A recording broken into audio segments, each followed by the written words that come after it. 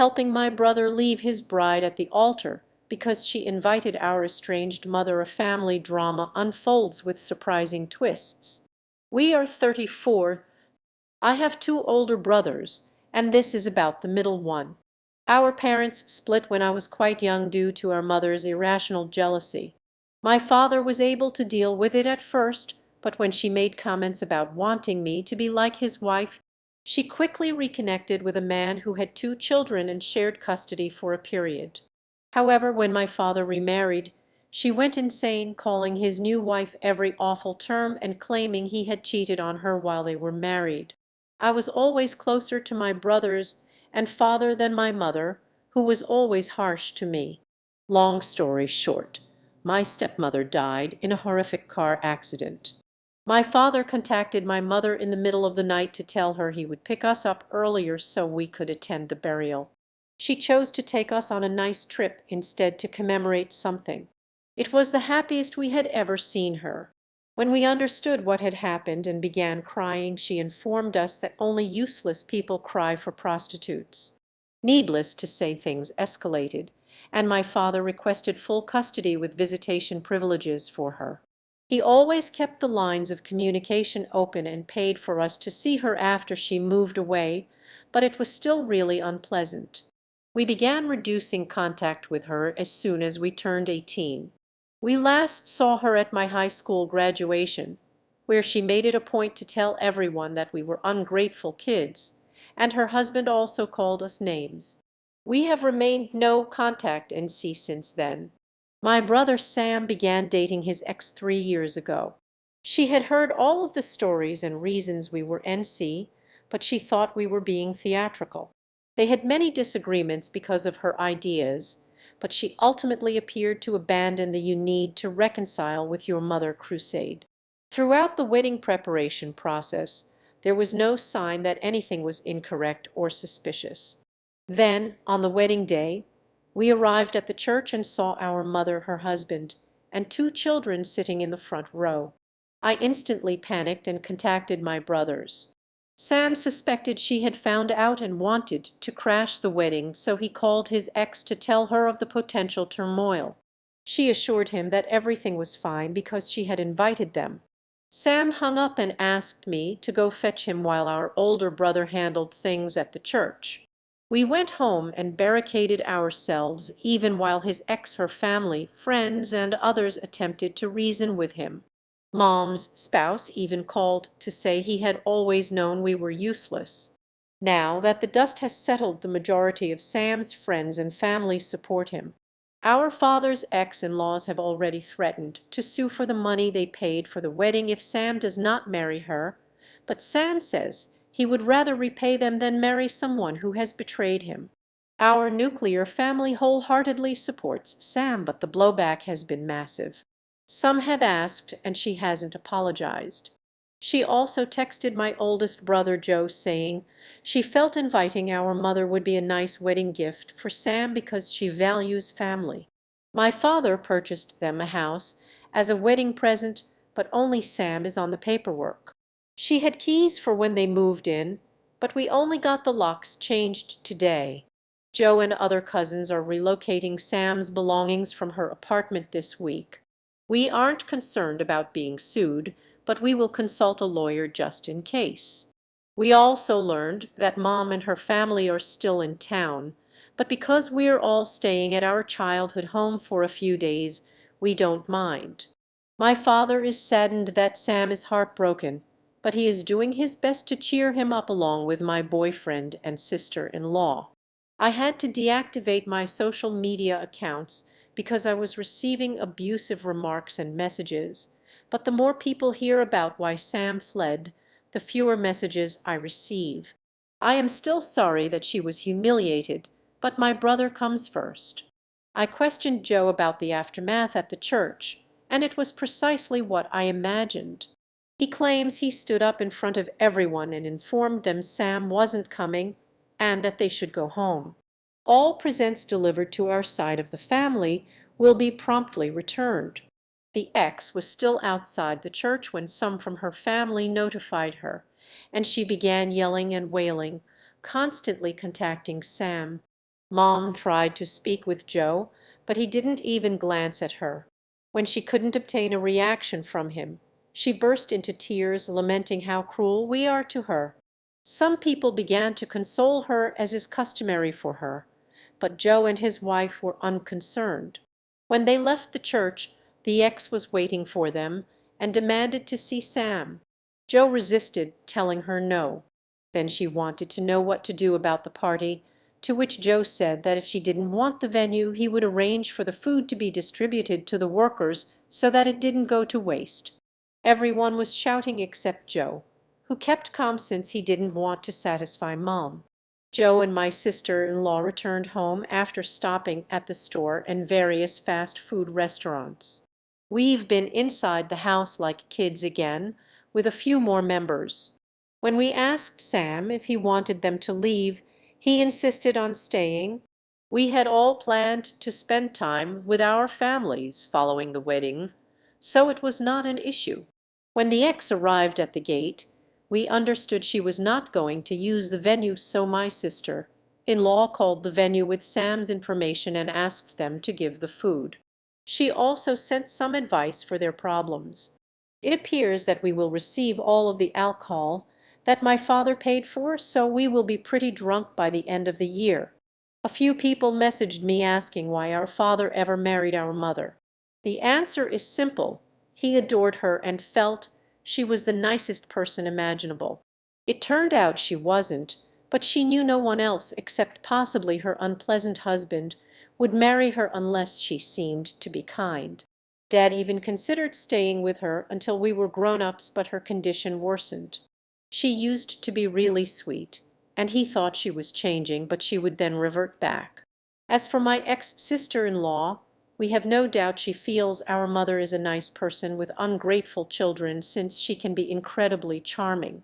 Some individuals find it amusing to make fun of others as long as it is not directed at them, but this does not excuse what she did. Sam's only explanation was to his boss, who attended the wedding. His boss was quite kind and surprised by what our mother put us through, given how well adjusted and happy we appear.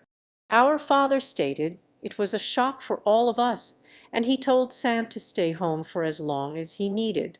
Sam is returning home for the time being. I showed the post to my family, who were affected by your thoughtfulness. Sam wants you to know that his ex-fiancée did not exhibit any alarming behaviors, and he honestly believed she understood his upbringing. He agreed to meet with her and her parents today, but only if it was at our house where we could support him. It will be an interesting visit. Update: Sam lost some money, but it will not affect him. Her parents paid for her outfit, a very beautiful cake, and a portion of the honeymoon. His ex wasn't the most popular in-law, but we believe she adored Sam. We don't have any contact with Mom's side. Joe used to communicate with our grandmother, but after his wedding, another disaster, he cut her off too. Mom's statements about me wanting to be the wife stemmed from her idea that we shouldn't have daddy-daughter days, however. There were also Daddy Joe and Daddy Sam days. Dad constantly attempted to spend time with us both individually and as a group. She's just unwell. We don't advertise our childhood, so when others inquire about our parents, the typical response is it's just my dad, or it's just my siblings and my dad. Most people assume Mom is deceased, avoiding the unpleasant question about why we don't speak to her. Mom's stepchildren are both male and in their early 30s. Our father now has a long-term girlfriend, and we really enjoy her. She's been doing her own thing over the last 3 days, but she says we have her full support.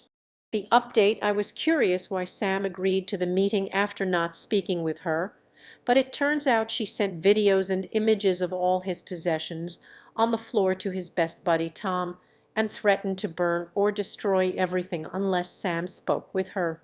Tom went to see Sam and told him what had transpired.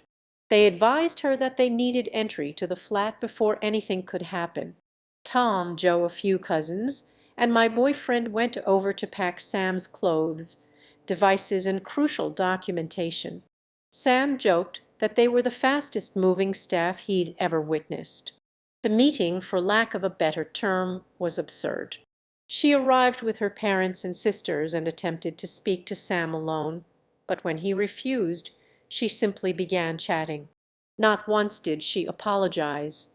She stated it was not her fault, that we don't appreciate the value of a true family and were trained to despise mothers.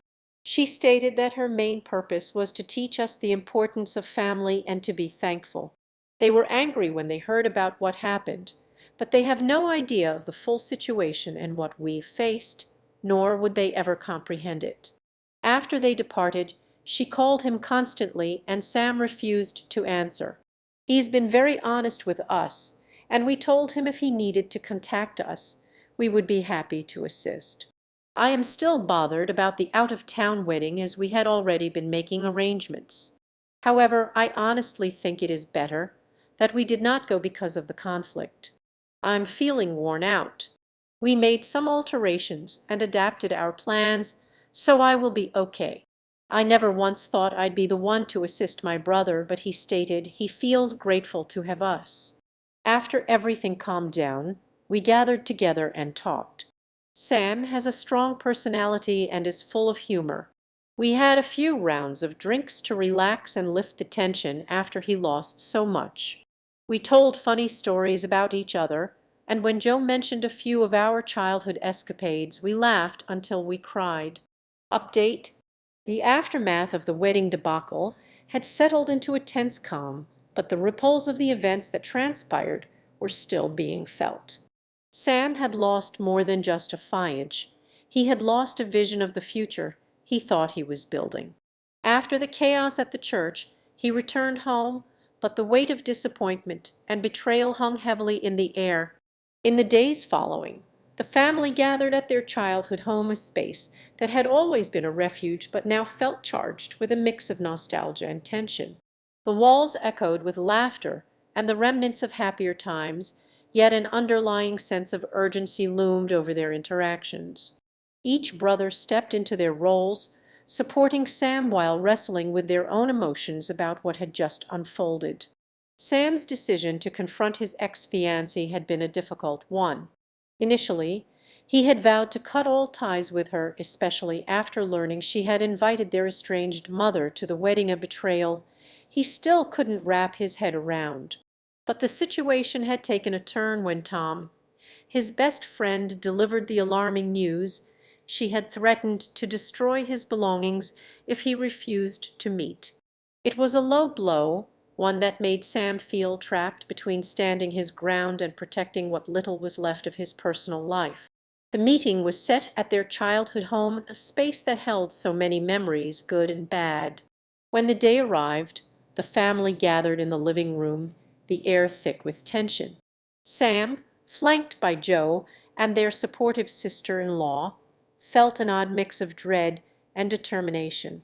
As the doorbell rang, the atmosphere shifted, anticipation crackled like static. When Sam's ex entered, flanked by her parents and sisters, it was clear she was ready for a showdown. Her demeanor was a mask of confidence, yet beneath it lay desperation. As they settled into awkward chairs, she immediately attempted to take control of the conversation, directing it towards family values, her voice dripping with condescension.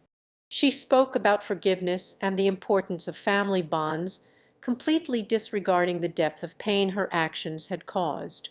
"Sam, it's not my fault you and your brothers were raised to resent your mother. Families have flaws, and you need to learn to embrace them," she declared as if lecturing a child. It was in that moment that Sam realized just how out of touch she was.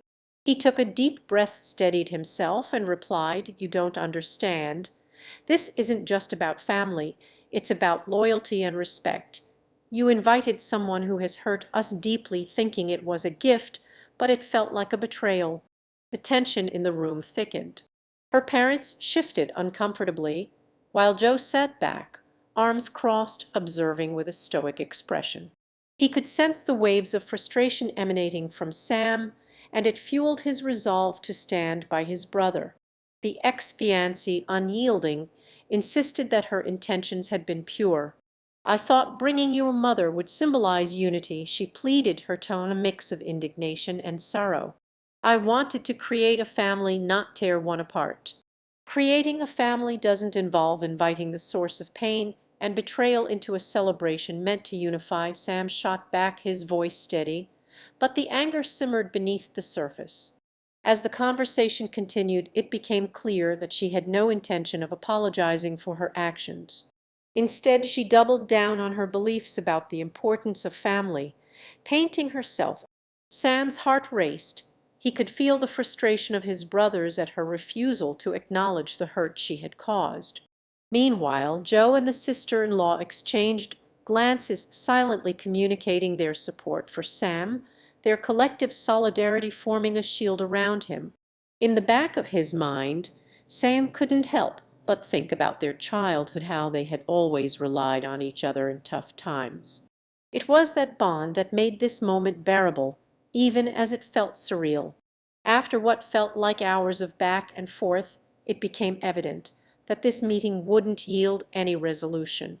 Her comments grew increasingly accusatory, casting blame on Sam and his brothers for not appreciating the gift she had intended to provide. Joe finally interjected, his voice calm but firm. "What you fail to understand is that family is built on trust and mutual respect. You shattered that trust." The ex's expression faltered for just a moment, and Sam seized the opportunity. "I want nothing to do with you or your family. You've crossed a line that can't be uncrossed. I won't have a future with someone who invites my tormentor to our wedding," he said, his voice unwavering. As the conversation concluded, it became clear that no resolution would be reached. They exchanged stilted goodbyes, and the air felt heavy with unspoken words. After they left, "We are here for you no matter what," Joe reassured Sam, wrapping an arm round his shoulder. In the days that followed, the family rallied around Sam. They shared stories from their childhood, recounted the laughter and joy they had found in each other even amid the chaos. They spent long evenings reminiscing about their father's efforts to create special memories, whether through camping trips or game nights.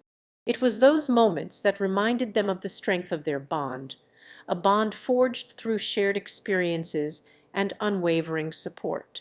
Sam found solace in their company, his heart slowly mending. He leaned into the laughter, embracing the absurdity of life as they turned the remnants of a broken engagement into a celebration of their unity. They gathered at the dining table, filled with food, laughter, and the warmth of family. Sam was reminded that, while the wedding had fallen apart, as the weeks passed, Sam began to regain a sense of normalcy. He returned to work, where his boss, having witnessed the turmoil, offered him words of encouragement and support. Sam found himself leaning into his friendships and relationships, prioritizing those who truly mattered. The family also kept a watchful eye on the unfolding legal issues regarding the wedding costs. Their father consulted with a lawyer, preparing for any potential fallout from the ex's parents. The threat of a lawsuit loomed, but Sam remained unfazed. "I'd rather pay them back than be tied to her in any way," he stated firmly, echoing the sentiments of his brothers. Amidst the challenges, new beginnings began to blossom.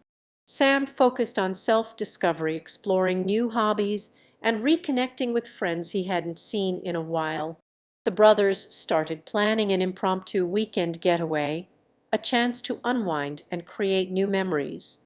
They discussed camping trips, laughter-filled evenings, and the freedom of adventure away from the chaos of the past few weeks. And as the seasons changed, so did their perspective. The family drew strength from each other, forging deeper bonds in the face of adversity. With every shared story and every moment spent together, they began to heal, learning that love and support could be their greatest allies. In the end, what had initially felt like a devastating loss transformed into a testament to their resilience. Through the storm of betrayal and heartache, they emerged stronger, a family united against the shadows of their past. Sam discovered that while he may have lost a partner, he had gained a renewed appreciation for the love that surrounded him, a love that would endure no matter what challenges lay ahead. Final update. As the months passed, the family's bond only grew stronger. Sam immersed himself in the rhythm of daily life, leaning into new experiences and reconnecting with friends he hadn't seen in years. The pain of his broken engagement had begun to fade, replaced by the warmth of family and the promise of new beginnings. One sunny afternoon the brothers decided to organize a camping trip, a long-standing tradition that had been overshadowed by recent events. They packed their gear and headed to the familiar woods where they had spent countless summers. The laughter of their youth echoed in their minds as they set up their tents, the scent of pine trees and fresh air invigorating them. Round the campfire that night, with the stars twinkling above, Sam shared stories of his childhood, and his brothers recounted their own. They reminisced about the silly things they used to do, their father's attempts at cooking, and the time they nearly got lost on a hike. As the flames danced, their laughter filled the night, a testament to their resilience and the power of shared memories. "Remember when we tried to catch fish and ended up with a frog instead?" Joe chuckled, prompting a chorus of laughter. "Yeah, and you nearly jumped into the lake when it hopped away," Sam replied, shaking his head at the memory. As the fire crackled and the conversation flowed, Sam felt an overwhelming sense of peace. He realized how far he had come since that tumultuous day at the church. The weight of the past was no longer a burden; instead it was a stepping stone leading him to a brighter future. As dawn broke over the horizon the next day, painting the sky in hues of pink and orange, Sam stood by the lake reflecting on the journey he had taken. He felt grateful for the support of his family, who had rallied around him during his darkest moments. Their love had been a balm for his wounds, teaching him that true family extends beyond blood; it's built on trust, loyalty, and unwavering support. Returning home from the trip, Sam felt renewed. He embraced a new chapter, channeling his energy into personal growth. He explored new hobbies, attended community events, and even took up cooking, determined to master it so that he could create his own joyful memories in the kitchen, much like his father had done. Then, one evening at a local art exhibit, fate intervened. As he wandered through the gallery admiring the vibrant paintings, he noticed a woman captivated by one piece. Her laughter caught his attention; it was genuine and warm. Gathering his courage, he struck up a conversation with her, finding an instant connection. Her name was Mia, and they shared a mutual love for art and adventure. As they talked, Sam found himself opening up in a way he hadn't expected. He shared his experiences, his passions, and his dreams for the future. Mia listened intently, her eyes sparkling with understanding and empathy. They exchanged numbers, and their friendship blossomed into something deeper, built on shared interests and a profound connection. Days turned into weeks, and Sam found joy in the simple moments spent with Mia, cooking together, exploring art galleries, and hiking in the nearby mountains. Each experience was a reminder of the beauty of new beginnings. Eventually, he felt ready to share his past with her, and when he did, he was met with nothing but compassion and understanding. Mia had her own stories of heartbreak, and they bonded over their experiences, finding solace in each other's company. As the seasons changed, so did their relationship. Sam felt lighter, free from the weight of his past. He and Mia grew closer, sharing dreams and building a future together. With her by his side, he felt empowered to embrace life's uncertainties, ready to forge new paths. On a crisp autumn day, surrounded by the colors of the changing leaves, Sam decided to take a leap of faith. He invited Mia to a small, picturesque park where they had spent many afternoons together. As they walked hand in hand, he felt a mix of excitement and nervousness bubbling inside him. Stopping by a serene pond, he turned to her, his heart racing. "Mia, I never thought I could feel this way again after everything I went through. You've shown me that life can be beautiful, even after heartbreak. I want to explore every moment with you, every adventure." Mia's eyes sparkled with joy as she smiled. "Yes, I want that too. I believe in us in this journey we are creating together." In that moment, surrounded by the beauty of nature and the warmth of love, Sam felt an overwhelming sense of gratitude. He had emerged from the shadows of his past stronger and more resilient. Life was no longer defined by what he had lost, but by the connections he had built and the possibilities that lay ahead. As they walked away hand in hand, ready to embrace whatever came next, Sam knew that he had truly found his way back to happiness. His story wasn't just about heartbreak, it was about healing love and the unbreakable bonds of family.